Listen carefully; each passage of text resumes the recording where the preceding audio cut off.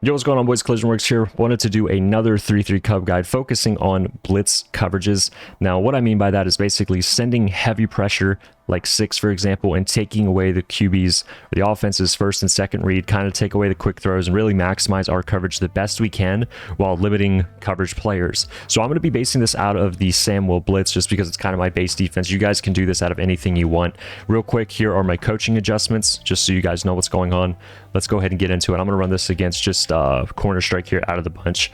Now, boys, basically, we're going to go ahead and run our same exact setup as we talked about in the first video. We're going to go ahead and spread our D-line. We're going to slant them inside. Now, guys, when we're sending 6, what we're going to do here is we're going to blitz all linebackers, and we are going to spam press our defense. As you guys see, when we spam press, that blitzing middle linebacker will actually go ahead and mug the gap. That's what we want when we're really trying to maximize our pressure. Now, we're going to go and take this slot corner and go ahead and hover with him as well, and we're going to use the middle of the field once the ball's snapped. Now, obviously, something like this, boys, our flats are going to get literally chewed apart. So what I want to talk about here is taking away these quick options. Typically, what you guys will see online is a lot of cover 2 hard flat being utilized, because this can be a great that's not the coverage I wanted. This could be a great shell against any type of quick throw underneath. Obviously, though, when you're talking about cover 2 hard flat, there's plenty of ways to exploit that over the top. You're basically just hoping you're getting pressure there before, you know, they get that open throw over the top. Now, this can be a good, you know, kind of place to start depending on who you're going up against, but there's plenty of inside throws that can really screw you over.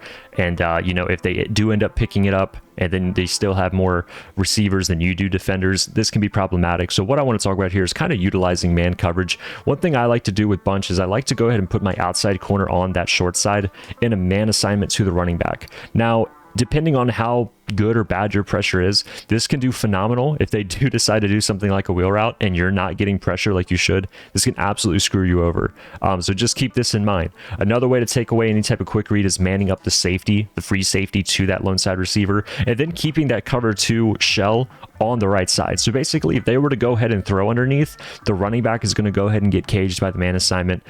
Typically, you really wouldn't see like a C route by itself there in, you know, Madden, but a man assignment will, you know, do a good job. I don't have any type of route abilities or defensive man KOs on this lineup, but just know, you know, if they were to go ahead and try and do like a go route against the cover 2 or any type of skinny post would beat the man. But when we're sending 6, we're kind of banking that any type of quick throw is going to get covered by the man assignment. Now, what does this leave us with? This leaves us with a lot of responsibility on the middle of the field and the deep middle of the field.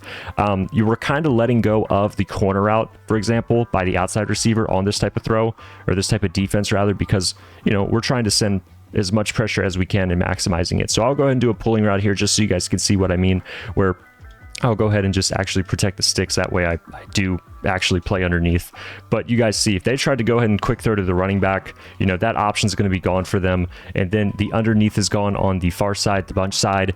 And then, you know, we have a lot of open field that we can control any type of in-breaking route with our users. You guys see right here, we understand that this is going to be a streak, so we can kind of favor this corner. But, you know, if they had like some type of wacky short running post in a specific set, you know, we can kind of play in the middle and guard that. Or, you know, like I said, if they do run a skinny post, that does have potential to beat us, but, you know, can that throw really be made if we're doing a good job mixing in our pressure and our coverage, you know, when we're also referring to the first video. So mixing this in can be really, really effective. And like I said, guys, you know, depending on the set, you know, you could even, you know, take away you know, the tight end. We're typically in bunch. You guys know how the tight end is kind of the underneath, you know, target. So if we go ahead and just set this up again, right, if we wanted to do something like this, where we go ahead and man up the safety here and then do something like so, we can go ahead and take away any type of flat to the tight end, and then, you know, we go ahead and just kind of play this bunch side and see what they do, and then, you know, just mix up our man assignment. So, you know, what's nice about this is you can run any type of defense still, or base play call. It's really just, you know, mixing in man, mixing in zones.